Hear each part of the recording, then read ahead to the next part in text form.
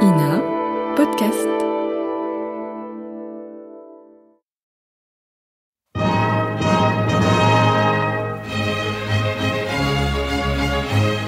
Bon baiser de partout. Une émission secrète de...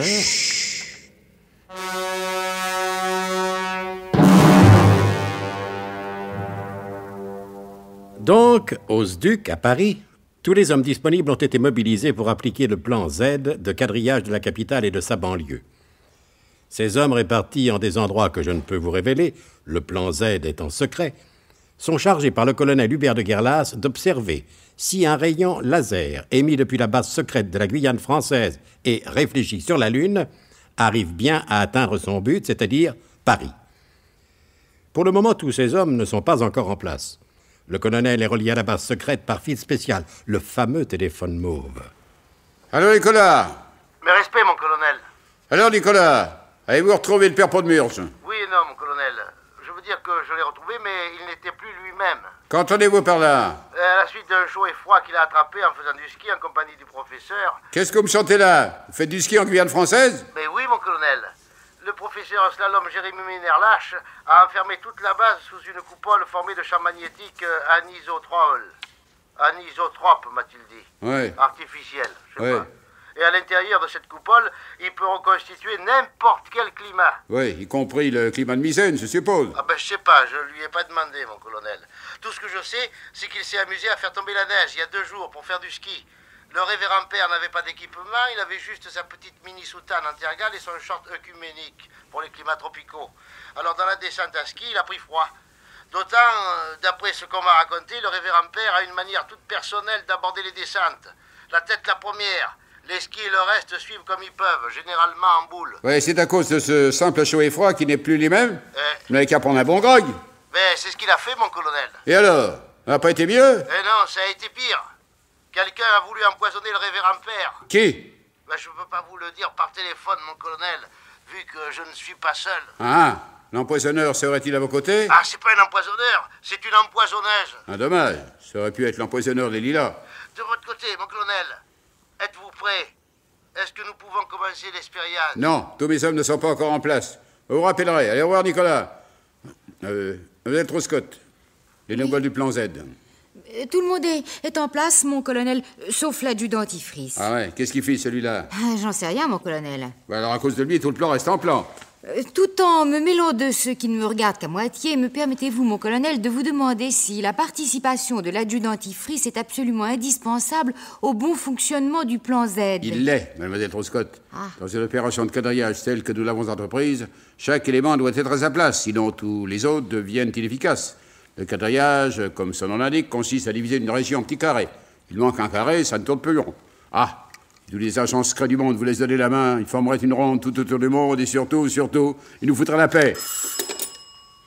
Que j'ai du SDUC, j'écoute.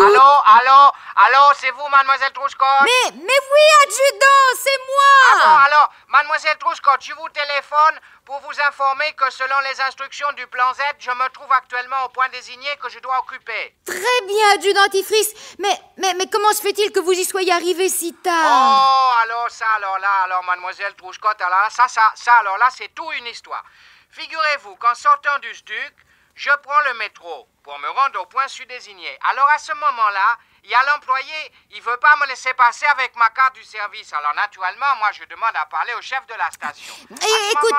Écoutez, adjudant, je crois que le colonel attendait avec impatience votre coup de fil. Vous êtes en place, c'est le principal, je raccroche.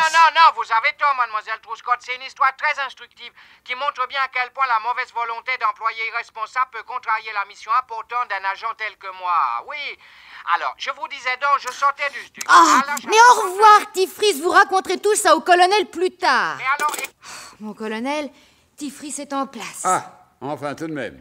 Quand on pense que la réussite d'une opération si prodigieuse peut dépendre d'un sous-officier très bien noté par ailleurs, et qui se trompe chaque fois qu'il doit prendre le métro, on est bien obligé de conclure avec le révérend père Podmurge que les voies de la Providence sont décidément impénétrables. Mademoiselle Truscott, s'il vous plaît, mon téléphone mauve. Le voici, mon colonel.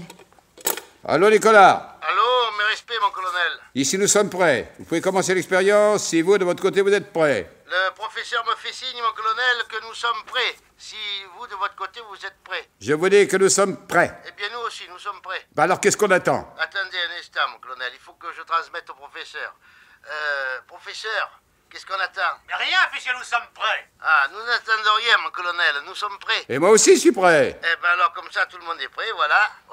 Eh ben, allons, allez-y. Ben, pour sûr qu'on peut y aller, puisque nous sommes prêts et que vous, de votre côté, vous êtes prêts. Bah, si ça continue comme ça, nous ne sommes pas prêts d'en finir. Mais non, nous sommes prêts, mon colonel. Je vous remercie, j'ai compris. Alors, allez-y. Je vais demander au professeur si nous pouvons y aller. Il n'y a aucune raison qu'il ne puisse pas y aller, du moment qu'il est prêt. Ben, encore un petit instant, mon colonel. Il faut que je consulte à nouveau le professeur. Mais je vous en prie, mon Nicolas, nous ne sommes pas après. Merci, mon colonel, merci.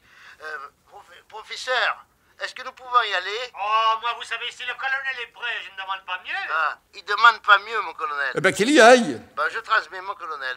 Professeur, vous pouvez y aller? Alors attention, Nicolas, pour le compte à rebours. C'est vous qui me donnerez le ton. D'accord, professeur. Prêt, mon colonel? Merde. Alors, attention, je compte. Et vous, professeur, au moins, vous êtes prêt? Merde. Bon, alors très bien. Puisque tout le monde est d'accord, je commence. 5, 4, 3, 2, 1, top. Vous étiez prêt pour le top, mon colonel? Oui, j'ai entendu. Résultat, mon colonel. Mais quel est le résultat, le roi Deck? Je vous demande, mon colonel, si vous avez déjà enregistré les résultats. Ici, nous avons envoyé le rayon laser sur la Lune. Et d'après les calculs du professeur, il devait revenir directement sur Paris. Est-ce que vos hommes ont remarqué quelque chose? Un instant, Nicolas, je consulte le modèle Truscott. Modèle Truscott, est-ce que le standard a appelé? Personne n'a appelé, mon colonel. Allô, Nicolas? Oui. Nous n'avons rien remarqué ici. Ah, nous pouvons recommencer si vous le voulez, mon colonel. J'ai l'impression que ça vaudrait mieux. Un moment, hein, mon colonel. Je vais demander au professeur s'il est prêt. Professeur, êtes-vous prêt? Toujours prêt. Ah, le professeur est prêt, mon colonel. Eh ben, voilà une excellente nouvelle. Et vous, mon colonel, de votre côté, est-ce que vous êtes prêt?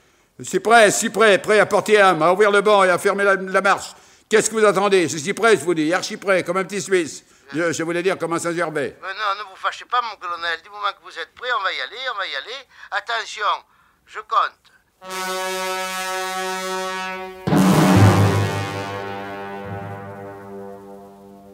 Cette deuxième expérience avec le laser arménien fabriqué par M. Baïdjan aura-t-elle plus de succès que la précédente?